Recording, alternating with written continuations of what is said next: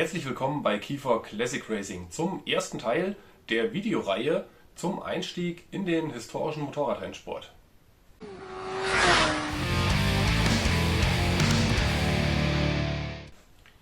Ja, ich selbst bin schon seit vielen Jahren auf fahraktiven Veranstaltungen für historische Motorräder unterwegs. Seit 5 Jahren auch als aktiver Fahrer in der Deutschen Historischen Motorradmeisterschaft, kurz DHM. Auf diesen Veranstaltungen oder im Freundes- und Bekanntenkreis begegnen mir immer wieder Leute, die das selbst ziemlich gut finden und grundsätzlich auch das Interesse hegen, dort mit einzusteigen. Da kommen dann natürlich immer wieder viele Fragen auf, was es braucht, dort einzusteigen, mit welchen Kosten es verbunden ist, wie viel Zeit es in Anspruch nimmt, welche Motorräder mit welchen Modifikationen eingesetzt werden können oder was es an fahrerischem Können braucht. Und somit kam mir jetzt die Idee zu dieser Videoreihe, in der ich das Ganze mal zusammenfassen, aber auch detailliert darlegen möchte. Das Ganze soll kein Patentrezept sein nach dem Motto, so wird's gemacht, sondern lediglich ein Erfahrungsbericht von mir persönlich oder vielleicht für den einen oder anderen auch eine kleine Richtschnur als Motivationsschub oder um frühzeitig bei der Planung einfach Rückschläge zu vermeiden.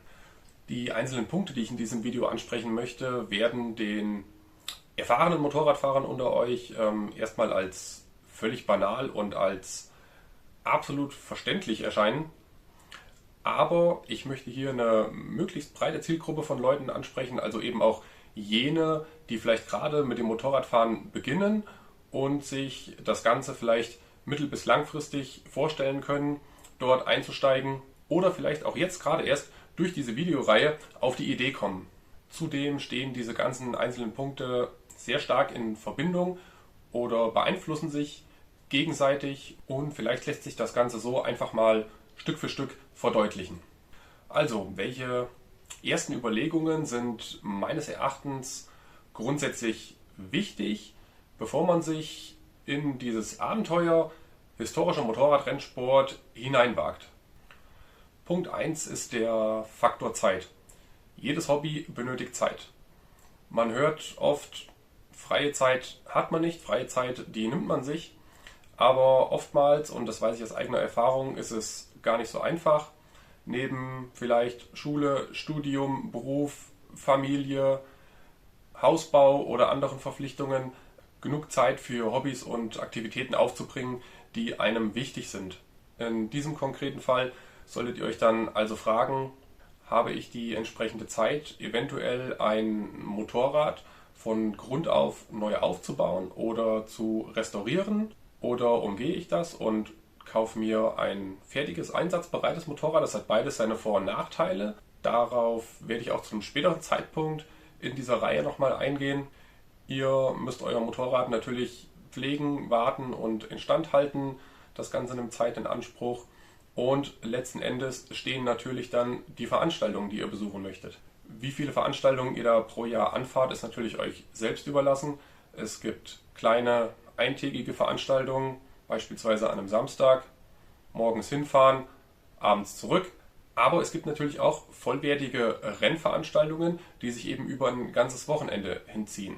Das heißt, Freitag, Samstag, Sonntag Fahrzeit, teilweise donnerstags schon anreisen, dementsprechend 1 oder 2 Tage Vorbereitungszeit und vielleicht auch nochmal einen Tag Nachbereitung. Und so sind schon 6 oder 7 Tage, die da zu Buche stehen und das Ganze möglicherweise mehrfach im Jahr. Das solltet ihr euch als erstes verdeutlichen, kann oder möchte ich diese Zeit dafür aufbringen. Punkt 2. Man spricht nicht gerne drüber, aber das ist der finanzielle Aufwand.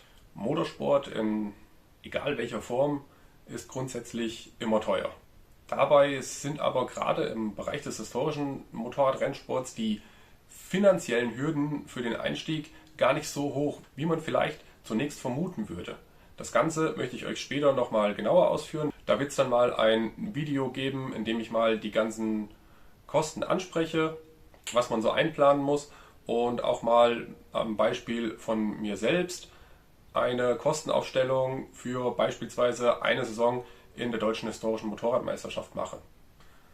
Unter diese beiden Punkte Zeit und Geld möchte ich gedanklich jetzt erstmal einen Strich ziehen, da alle weiteren Punkte, die ich jetzt hier noch anspreche, mehr oder weniger direkt oder indirekt von den Faktoren Zeit und Geld beeinflusst werden. Mit dem nächsten Punkt steigen wir jetzt einfach mal direkt in die Materie ein. Ihr braucht selbstverständlich ein Motorrad. Vielleicht habt ihr schon ein passendes Modell zu Hause stehen oder zum Kauf in Aussicht und dementsprechend benötigt ihr natürlich eine passende Veranstaltung oder eine Reihe von Veranstaltungen, wo ihr eben dieses Motorrad einsetzen könnt. Umgekehrt, vielleicht habt ihr euch schon eine Veranstaltungsreihe, eine Meisterschaft herausgeschaut und benötigt nun eben noch das passende Motorrad, welches ihr dort einsetzen könnt. Diese zwei Faktoren beeinflussen sich natürlich ebenfalls gegenseitig. Zu den einzelnen Veranstaltungen und Meisterschaften hier in Deutschland sowie zu den Kategorien von Motorrädern mit konkreten Beispielen von Modellen wird es natürlich in Zukunft noch weitere Videos geben, wo ich auch dort konkreter darauf eingehe. Ja, der nächste Punkt wäre die Werkstatt. Ihr müsst natürlich euer Motorrad vor und zwischen den Veranstaltungen warten und instand halten oder möglicherweise habt ihr vor, ein Motorrad komplett neu aufzubauen oder zu restaurieren. Dafür habt ihr natürlich im Idealfall eine Werkstatt. Das kann von der einfachen Gartenhütte bis zur voll ausgerüsteten Motorradwerkstatt natürlich alles sein. Je nachdem, was man persönlich als möglich und notwendig betrachtet. Zudem sollte natürlich eine Grundausrüstung an den grundlegendsten Werkzeugen vorhanden sein und im Idealfall natürlich auch die Fähigkeiten, um möglichst viel an seinem Motorrad selbst zu machen. Da sind wir das erste Mal schon wieder bei den Faktoren Zeit und Geld. Es ist natürlich ärgerlich, wenn ihr zum Beispiel für einen Ölwechsel oder für den Wechsel eines Kettensatzes euer Motorrad in eine Werkstatt transportieren müsst. Ihr müsst dann darauf warten und dann natürlich wieder Geld dafür zahlen. Ideal ist es natürlich, solche einfachen Arbeiten selbst erledigen zu können.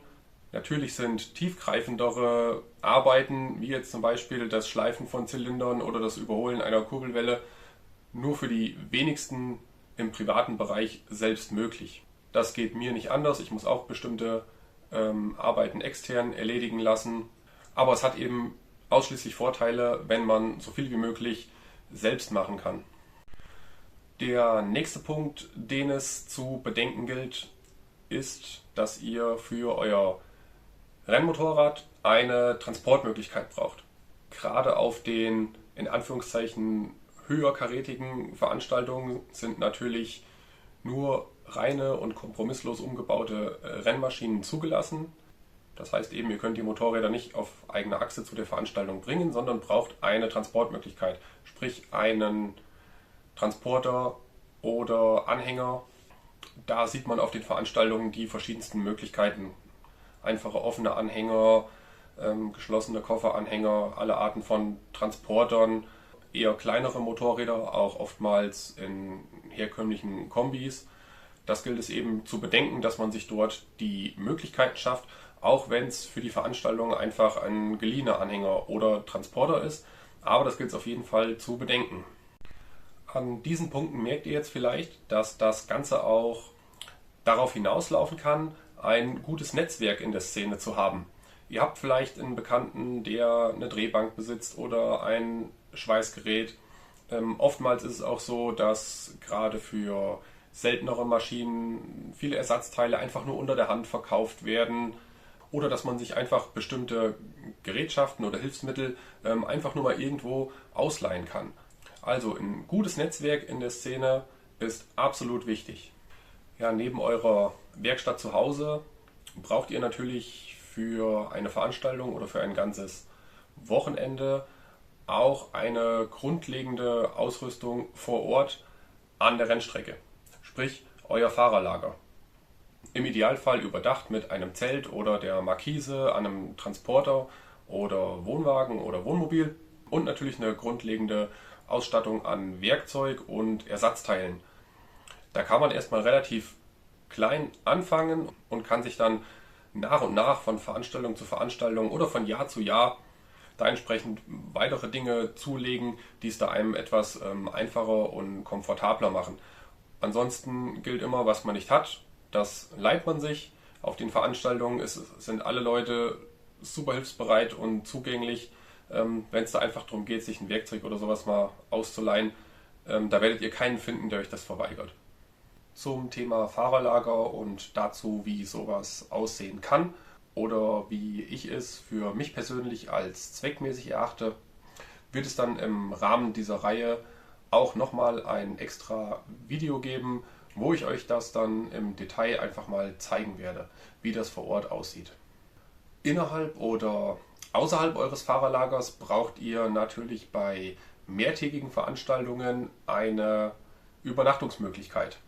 Da kann man auf den entsprechenden Veranstaltungen alle Varianten von Schlafmöglichkeiten sehen, vom einfachen Zelt über den Kofferraum des Autos oder den Anhänger bis hin zu Wohnwagen und hochpreisigen Wohnmobilen ist da alles möglich. Das muss dann ebenfalls auch jeder selbst wissen, was da für ihn notwendig ist. Ich selbst fahre zu den Veranstaltungen mittlerweile mit einem Transporter und einem Wohnwagen, den ich natürlich auch für meine privaten Urlaubsreisen nutze. Ich finde, es hat schon einen Vorteil, wenn man es halbwegs komfortabel hat, mit einem vernünftigen Bett und einem Kühlschrank und einer Kaffeemaschine oder was man sich eben so vorstellt, hat es doch einen Vorteil, wenn man da am Morgen einer Veranstaltung einfach ausgeruht aufstehen kann. Ich habe auch schon Leute kennengelernt auf Veranstaltungen, die mieten sich dann einfach in der Nähe eine Pension, fahren abends mit dem Auto dorthin, übernachten dort, frühstücken gut und kommen dann ebenfalls am Morgen zur Rennstrecke gefahren. Ja, gerade bei diesem Punkt sind wir natürlich wieder beim zu Anfang des Videos angesprochenen Faktor Geld. Natürlich, ein Wohnwagen oder ein Wohnmobil ist nicht gerade günstig. Aber auch hier gilt, einfach klein anfangen, einfach abends ins Auto gelegt oder ins Zelt. Und wenn man dann über mehrere Veranstaltungen merkt, dass es was für einen ist, dass man das dauerhaft und intensiv betreiben möchte, dann vielleicht irgendwann den Schritt hin zu einem Wohnwagen oder einem Wohnmobil. Kommen wir noch zum Thema Sicherheit, nämlich eurer eigenen Sicherheit. Es geht um die Fahrerausrüstung, die ihr benötigt. Im Bereich des Deutschen Motorsportbunds, DMSB, gibt es da ganz klare Regularien. Ihr braucht einen geschlossenen Helm mit mindestens der 05er Prüfziffer. Diese findet man meistens auf einem kleinen Etikett am Kinnriemen. Kann euch jeder Fachverkäufer im Motorradgeschäft aber auch zeigen und erklären. Zudem braucht ihr natürlich entsprechende Schutzkleidung, entweder eine einteilige Kombi oder eine Kombination aus Hose und Jacke, die sich mit einem umlaufenden Reißverschluss verbinden lässt. Dann natürlich Handschuhe und natürlich Motorradstiefel, welche die Knöchel überdecken. Ein Rückenprotektor oder eine Airbag-Weste wird jetzt nicht zwangsläufig vorgeschrieben, aber dennoch empfohlen. Ja, trotz all der Schutzvorkehrungen an euch selbst und an der Strecke und auch an den Motorrädern kann es natürlich nie eine 100%ige Sicherheit geben. Und auch das ist mir wichtig, das hier anzusprechen oder das nicht unter den Tisch fallen zu lassen. Motorsport ist gefährlich. Dessen müsst ihr euch bewusst sein, dass wenn ihr auf das Motorrad steigt und auf die Rennstrecke fahrt, immer zu einem bestimmten Prozentsatz die Wahrscheinlichkeit besteht, dass ihr nicht heil zurück ins Fahrerlager kommt. Wenn man da von vornherein natürlich Bedenken hat, sollte man sich natürlich genau überlegen, ob das Ganze was für einen ist oder welche Arten von Veranstaltungen man wählt. Jedoch muss man dazu sagen, dass ich selbst mittlerweile auf allen Arten von Veranstaltungen Unfälle unterschiedlicher Ausprägungen erlebt habe. Ja, zum Abschluss oder vielleicht auch schon ganz am Beginn dieser Überlegungen stellt man sich dann wahrscheinlich die Frage, Warum das Ganze? Ja, zum einen sind im Bereich der historischen Motorradrennveranstaltungen die Hürden für den Einstieg, sei es administrativ oder auch finanziell, tatsächlich sehr niedrig, so dass es da jedem eigentlich ohne weiteres möglich sein sollte, dort Fuß zu fassen und möglicherweise auch das erste Mal überhaupt als Fahrer mit solchen Veranstaltungen in Berührung zu kommen und da so die erste Rennluft zu schnuppern. Darüber hinaus ist der historische Motorradrennsport natürlich unheimlich vielfältig. Ihr könnt hierbei an einem Wochenende oder in einer Veranstaltungsreihe die gesamte Geschichte des Motorradrennsports erleben, von den Anfängen vor vielen, vielen Jahrzehnten bis hin zu Maschinen, die vor ca. 20 Jahren aktuell waren, wird da für jeden was geboten und jeder kann da in der Epoche, die einen interessiert, einen guten Einstieg finden. Zudem haben natürlich diese historischen Maschinen, die man dort findet, den Weg bereitet für die aktuellen Serien, die wir nun regelmäßig im Fernsehen oder im Internet mitverfolgen können, seien es die Superbike-Serien oder die MotoGP. All das, was wir heute dort sehen, wäre nicht möglich gewesen ohne die jahrzehntelange Entwicklungsarbeit an den Rennmotorrädern. Und auch deshalb ist es wichtig, das Ganze mit solchen Veranstaltungen nach wie vor zu honorieren und diese Geschichte und diese Erinnerungen am Leben zu erhalten und auch einem interessierten Fachpublikum immer wieder zu präsentieren.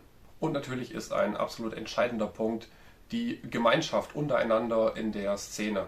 Man lernt immer wieder neue Leute kennen, mit denen man sich fachlich und auch privat austauschen kann.